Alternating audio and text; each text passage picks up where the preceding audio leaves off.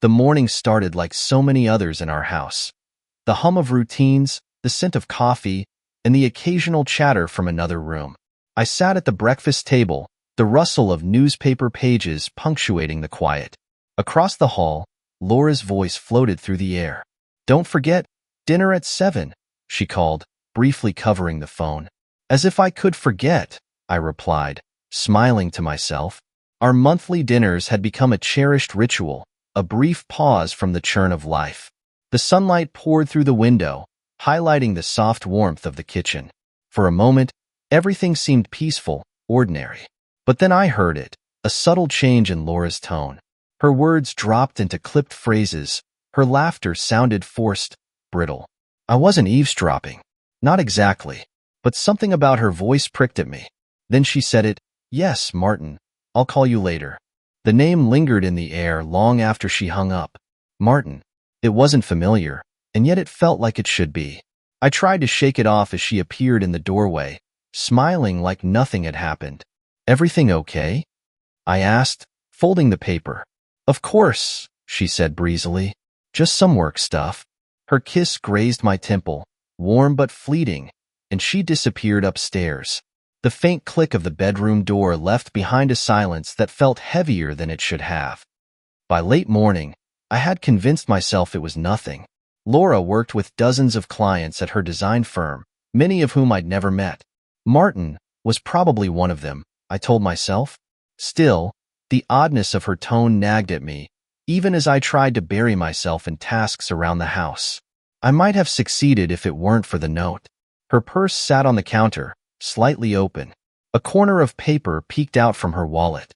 My stomach tightened. I almost walked away, almost. But my feet stayed rooted to the spot. I shouldn't. We had a rule. No snooping. Trust was the cornerstone of our 25 years together. But my hand moved before I could stop it. The note was small, written in her clean, deliberate handwriting. Thursday, 8 p.m., room 312. I stared at it, the words cold and stark. My first instinct was to rationalize. Work meeting? A project consultation? But why write it down on paper? Why not mention it? I slid the note back, making sure it was exactly as I'd found it. My hands were shaking as I stepped back. "It's nothing," I muttered to myself. "It's just work." But I didn't believe it. When Laura came downstairs, she was already dressed to go out. Jeans, a navy sweater, her brown boots. She looked so composed, so casual, that I almost convinced myself I'd imagined the whole thing. "Heading out?" I asked, keeping my voice steady. "Yeah, just running a couple errands," she said, grabbing her purse. "Need anything?" "No, I'm good," I said, forcing a smile. "Great." She hesitated briefly, her gaze flickering to mine before she turned for the door. "Don't forget dinner tonight." "I won't." The door clicked shut, and the silence that followed felt oppressive. My thoughts swirled. The phone call, the note, the way her shoulders had tensed just before she left. None of it fit together, and yet it didn't feel random. By the time dinner rolled around, I'd almost managed to shake off the unease. Almost. When I arrived at the restaurant, Laura was already seated, her smile warm and inviting. "Sorry I'm late," I said, leaning down to kiss her cheek. "No worries," she said lightly. "I ordered your favorite wine." For a while, everything felt normal. We talked about our kids, her upcoming projects, and the vacation we'd been planning. The conversation flowed easily, and I started to believe I'd overreacted. Then her phone buzzed. She moved quickly, glancing at the screen before flipping the phone over. Her hesitation was brief, but I caught it. A flicker of something in her expression. Guilt? Worry? I couldn't tell. "Who was that?" I asked casually, taking a sip of wine. "Oh, just a work reminder," she said, smiling too brightly. "Nothing important." Her response was smooth, but she didn't meet my eyes. The mood shifted. She was still smiling, still talking, but her energy had changed, subtle, like the tightening of a thread just before it snaps. That night, as we lay in bed, I stared at the ceiling. Laura's breathing was soft and steady, her body warm beside mine, but I couldn't stop replaying the moments in my mind. The phone call, the note, the look on her face when her phone buzzed. I turned my head to look at her. The moonlight cast gentle shadows across her features, and for the first time in 25 years, I felt like I was lying next to a stranger. The days after our dinner were a blend of routine and unease. Life carried on as it always did. Morning coffee, work calls, and evenings spent in Laura's company. But beneath the surface of normalcy, my mind worked overtime, dissecting every interaction, every detail that might explain the strange undercurrents I'd been feeling. It started with little things. One morning, I noticed Laura's perfume. A new scent, light and floral, completely unlike the warm vanilla fragrance she'd worn for years. "You're trying something new?" I asked as she dabbed it onto her wrists. She glanced at me in the mirror, her smile quick but tight. "Just a sample I got at work. Do you like it?" I hesitated. "It's nice. Different." Her smile softened, and she kissed my cheek on her way out the door. The gesture felt almost rehearsed.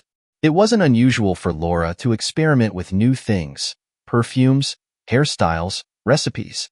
Yet, paired with the strange note and the phone call, it felt unsettling, like a subtle shift in the foundation of something I had always taken for granted.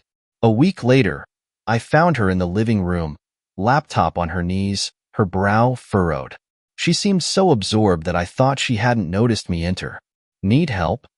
I asked, leaning over the back of the couch. She startled slightly, quickly closing the screen.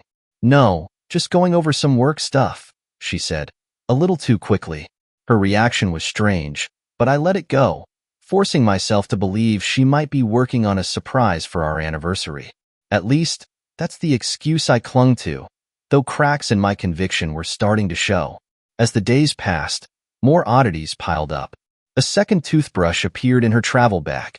When I spotted it, she laughed nervously. "Oh, I must have picked up a spare by mistake," she said, her tone overly casual. But her hands were too quick to zip the bag shut. Then there was the crumpled receipt for a boutique hotel, tucked into the glove compartment of her car. When I asked about it, she waved it off. "It must have been from a coworker I gave a ride to last week," she said with a dismissive chuckle. But the explanation felt thin. Each detail was small, inconsequential on its own. But together, they painted a picture I didn't want to see. I decided to test the waters. "Do you think we should plan another trip?" I asked one evening as we sat on the porch, sipping wine. Laura tilted her head, a strand of hair falling across her face. "A trip?" "Yeah, just the two of us. Maybe somewhere quiet, cabin in the woods? A beach? It's been a while." Her hesitation was brief, but I caught it. "That sounds nice," she said finally, her voice light. "But let's see how work shapes up in the next few months. Things are a little crazy right now." I nodded, hiding my disappointment behind my glass. I wanted to believe her, but the doubt was becoming impossible to suppress. It was a Friday afternoon when suspicion solidified into certainty. I left work early to run errands and decided to swing by the dry cleaner to pick up Laura's dress from our anniversary party. The clerk frowned when I handed her the ticket. "Sorry, this one's already been picked up," she said. "Picked up?" "Yes, by your wife. Last week." I thanked her and left, my mind spinning. Laura hadn't mentioned going to the dry cleaner. But why would she need to? It wasn't just the dress, it was everything. The note, the perfume, the hotel receipt, her hesitation about a trip. They were pieces of a puzzle I could no longer ignore. That night, I confronted her. "Did you pick up your dress from the dry cleaner?" I asked over dinner. Laura paused mid-sip of her wine, setting the glass down carefully. "Oh, yeah," she said lightly. "I stopped by last week. Meant to tell you, but I guess it slipped my mind." Her explanation was reasonable. Too reasonable. "Must have saved me a trip," I said, forcing a smile. "You're sweet," she said warmly, but her eyes darted away, just for a second. That flicker of discomfort ignited something in me. I needed answers. That night, as Laura slept beside me, I scrolled through our shared calendar on my phone, looking for anything that didn't fit. And then I saw it. A reminder, buried between work meetings and appointments. Dinner with M, 8 p.m. My chest tightened. M. Martin. The next morning, I followed her. She left the house around noon, saying she was meeting a friend for coffee. Her demeanor was cheerful, casual, nothing that screamed deception. Yet, as I tailed her car, staying 2 blocks behind, my pulse quickened with every turn. Her destination wasn't a cafe. It was a park. She parked near a secluded trailhead and stepped out, smoothing her blouse. My breath caught as another car pulled up beside hers. A man stepped out, a tall, broad-shouldered figure in a dark coat. He smiled as he approached her, and she smiled back. Not the polite smile she gave acquaintances, but one full of warmth, familiarity, intimacy. They embraced, and I felt something inside me fracture. I stayed hidden in my car, watching as they walked down the trail together, their heads close as they talked. It wasn't just the proximity that hurt. It was the ease between them, the way her body seemed to lean toward him. When they disappeared from view, I sat frozen, gripping the steering wheel. My mind raced, struggling to explain what I'd seen. Maybe it wasn't what it looked like. Maybe he was an old friend, a client. But deep down, I knew better. Nearly an hour passed before they returned. Laura's cheeks were flushed, her hair slightly mussed. He opened her car door, lingering as she climbed inside. They didn't kiss, but the tension between them was unmistakable. As I drove home, the image of them together replayed on a loop in my mind. It was undeniable now. Something was happening, and whatever it was, it threatened to destroy everything we had built. The hours after seeing Laura with Martin passed in a haze. I tried to busy myself with chores, organizing the garage, fixing a squeaky door, and even starting a new puzzle at the dining table. But my thoughts circled endlessly around the same questions. Who was this man? How long had she been meeting him? And, most agonizingly, why? The images of them together replayed like a fever dream. The way she leaned into him, the way he looked at her with an unguarded affection that felt intimate. My heart twisted each time the memories resurfaced, and no amount of rationalizing could quiet the storm brewing inside me. That night, I tried to act normal. Laura returned home around 4 p.m., her energy light and cheerful. Coffee with Sandra was great, she said, setting her purse on the counter. She's thinking about buying a place in the city. I managed to smile, nodding as if her words meant anything. That's nice, I said, keeping my tone steady. But everything about her seemed amplified. The way her laugh rang out during dinner, how effortlessly she transitioned from talking about work to asking about my day, and the affectionate squeeze she gave my hand before clearing the dishes. It all felt like a performance. I hated myself for doubting her, for dissecting her every word and gesture. But the note, the dress, the park, these weren't just coincidences. As I lay in bed that night, Laura's even breathing beside me, the chasm between us felt insurmountable. The next day, I confided in Greg at our usual cafe. His advice was logical, practical. You need to talk to her, Mark. Be honest about how you're feeling. But honesty felt impossible. What if she lied? Or worse, what if she told the truth? That evening, as Laura showered, I paced the living room. Greg's words echoed in my mind, urging me to confront her. But each time I imagined the conversation, fear overtook me. I felt paralyzed, caught between the need to act and the terror of what I might uncover. I stopped in front of the dining table, running a hand through my hair. That's when I noticed the stack of mail Laura had left there earlier. Most of it was junk, catalogs and credit card offers. But something caught my eye. The corner of a plain white envelope, half hidden beneath a glossy brochure. It was subtle, almost like it had been tucked away deliberately. My pulse quickened as I slid it free, the return address unfamiliar. Davenport Wellness Spa. I stared at it, my hands trembling. It could be nothing, I told myself, but my gut told me otherwise. I tore it open, the sound deafening in the quiet room. Inside was a receipt. As I scanned the text, my breath caught in my throat. Weekend retreat. 2 guests. Services. Couples massage. Private yoga. Romantic dining experience. I felt the room tilt as my eyes reached the final line. Guest name: Laura Townsend and Martin Callahan. The paper slipped from my hands, fluttering to the floor. My legs gave out, and I collapsed into a chair, my head spinning. My chest tightened. a searing pain blooming behind my ribs. I couldn't breathe. I couldn't think. For a moment, I just sat there, staring at the receipt on the floor as tears blurred my vision. A cold realization washed over me, heavy and undeniable. The man I had seen in the park wasn't just a passing acquaintance or an old friend. He was part of her life in a way I hadn't been for a long time. A sob clawed its way up my throat, but I swallowed it back, my fists clenching so hard my nails dug into my palms. I wanted to scream, to cry, to rip the receipt into 1,000 pieces, but none of that would change the truth staring back at me. When Laura emerged from the bathroom, her hair damp and her cheeks flushed, I forced myself to look at her. My stomach churned at the sight of her easy smile, her casual warmth. "How was your shower?" I asked, my voice tight, barely above a whisper. "It was good," she said, toweling her hair. "You okay?" I nodded, swallowing hard. "Yeah, just tired." She climbed into bed beside me, resting her head on my shoulder, her fingers brushing against my arm. I froze, the weight of her touch almost unbearable. My mind raced, the pieces of the puzzle clicking into place with sickening clarity. The note, the park, the retreat.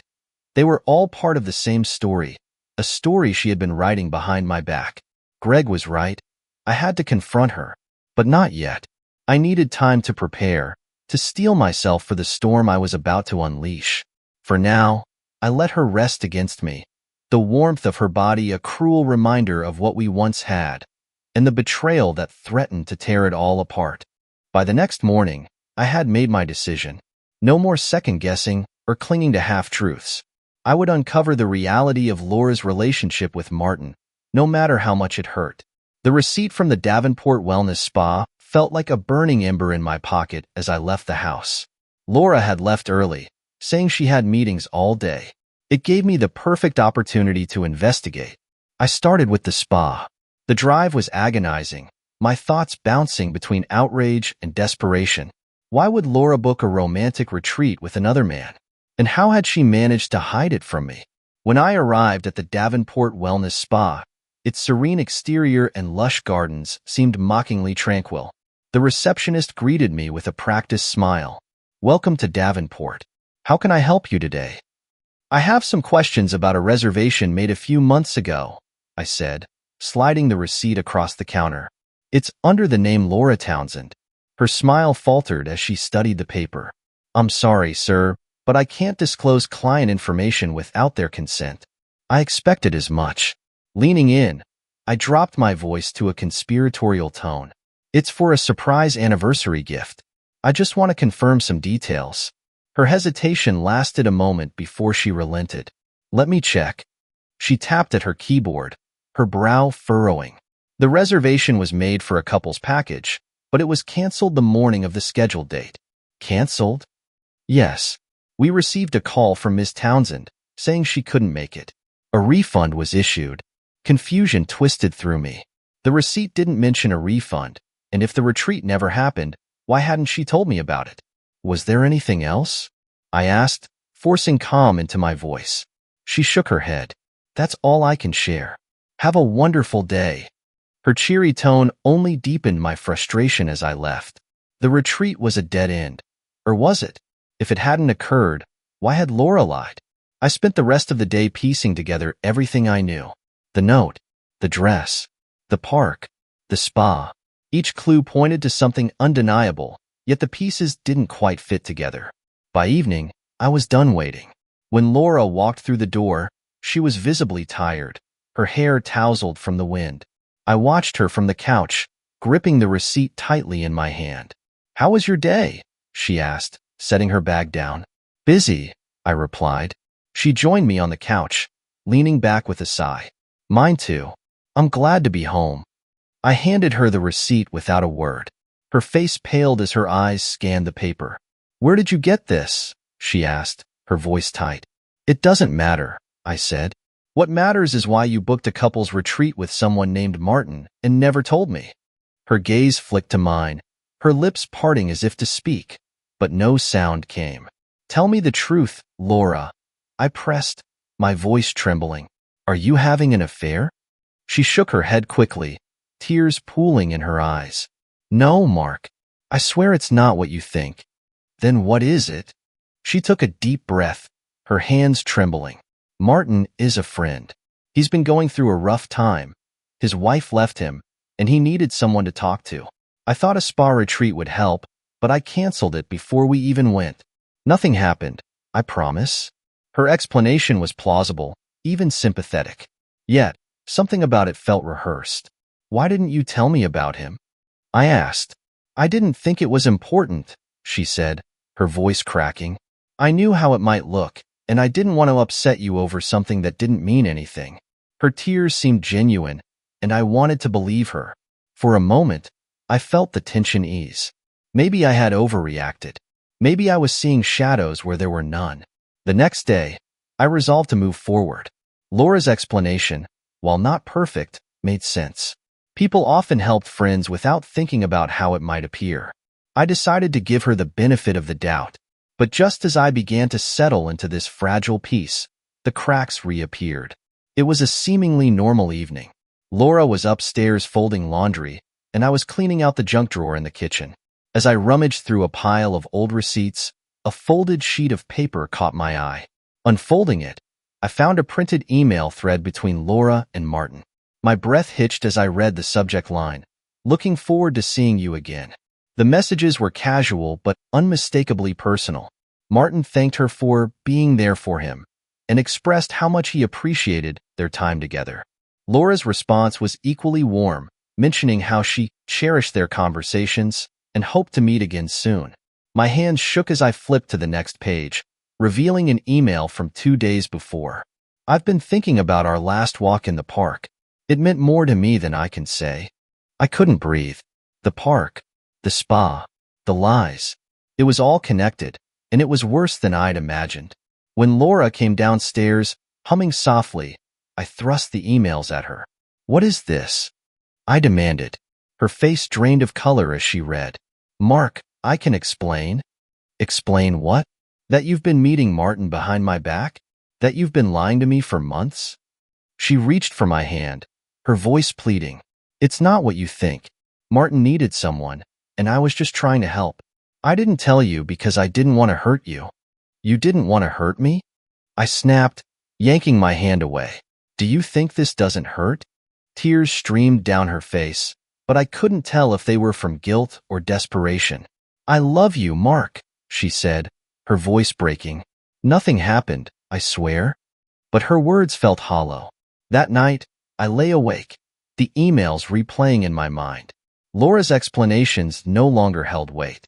Whatever she shared with Martin, it wasn't innocent. And as I stared at the ceiling, a cold resolve settled over me. I would uncover the full truth, no matter the cost. I couldn't stop. Not now. After the discovery of the emails, I needed answers. Laura's explanations felt like sand slipping through my fingers, fragile, insubstantial, incapable of holding up against the weight of my doubts. She swore that nothing happened, that her connection with Martin was innocent, but the threads of her story didn't weave into the whole truth. By the following morning, I had hired a private investigator. If there was more to know, I needed it laid bare. The investigator worked quickly. 3 days later, he delivered his findings in a slim envelope, handed to me in the quiet of my car parked at a secluded lot. "It's not all black and white," he warned as I opened it. Inside were photographs, printed texts, and a summary of Laura's meetings with Martin. My heart pounded as I flipped through them. The photographs weren't damning in the way I'd feared. They showed Laura and Martin walking in the park, sitting on a bench, and sharing coffee at a downtown cafe. Their body language was close, but not overtly intimate. The texts, however, told a more complicated story. "Martin, I can't thank you enough for your kindness. You've been a lifeline through all of this. Laura, you don't have to thank me. I just want you to feel whole again." And then, further down the chain, "Martin, sometimes I think I'm in love with you." "Laura, don't say that. It complicates things." I read those last words over and over, my chest tightening. It complicates things. What did she mean by that? Had she shut him down? Or had she entertained his feelings in some unspoken way? But then came the final piece of the puzzle. The investigator had dug deeper into Martin's life. His wife hadn't just left him. She had left because of an affair with Laura. The timeline was murky, but it appeared their affair had begun nearly a year ago, a brief and torrid romance that ended when Martin's wife discovered their betrayal. Laura had confessed to Martin that she couldn't leave her family, and the affair had stopped, at least physically. But the connection lingered. The emails, the park meetings, the spa booking. They were remnants of something unresolved, a bond neither of them had fully severed. I sat in my car for hours, the documents spread across the passenger seat, the weight of the truth pressing down on me. Laura had lied, not just about Martin, but about the very foundation of our marriage. She had chosen to step outside of it, to give a part of herself to someone else, and then tried to sweep it under the rug. Yet, the investigator's words haunted me. It's not all black and white.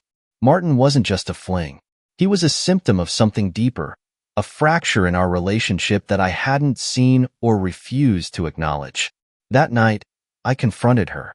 She was in the kitchen when I walked in, the scent of lasagna wafting through the air. She turned to smile at me, but it faltered when she saw my expression. "What's wrong?"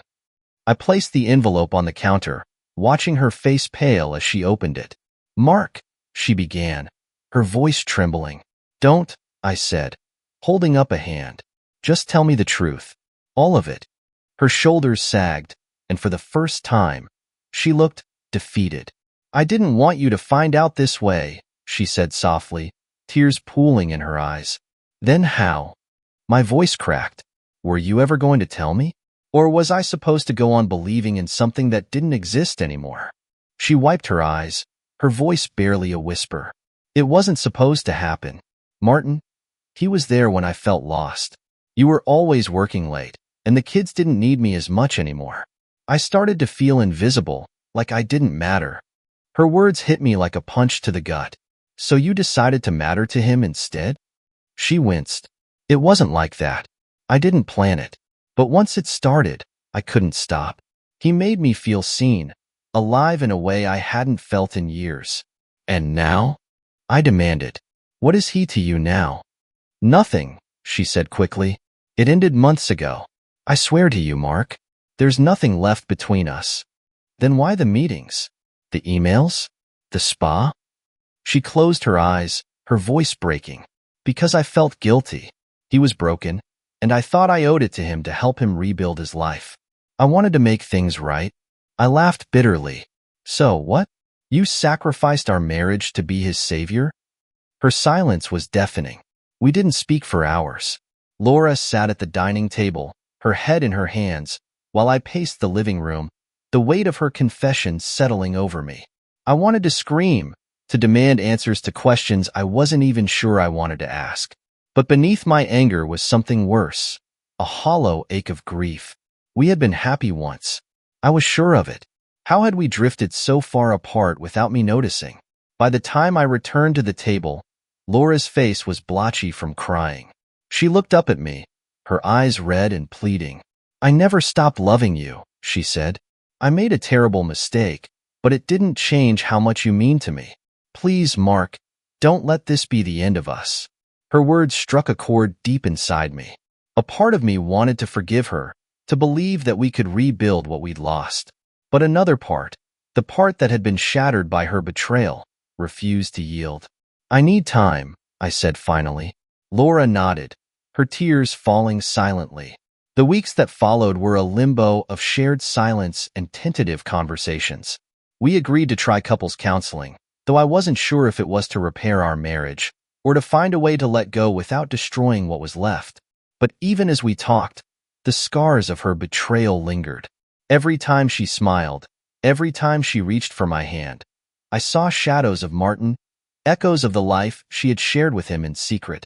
One night, as I stood in the doorway of our bedroom, watching her sleep, I realized the truth. Forgiveness wasn't impossible, but forgetting was. And trust, once broken, was a fragile thing to rebuild. I walked to the kitchen, grabbed a pen and paper, and began to write. "Laura, I love you. I always will. But love alone isn't enough to fix what's broken between us. You made a choice, and now I have to make mine. I hope you find the happiness you were searching for. I left the note on the table and walked out into the cool night air, the weight of my decision pressing down on me but also lifting something inside. For the first time in months, I felt free.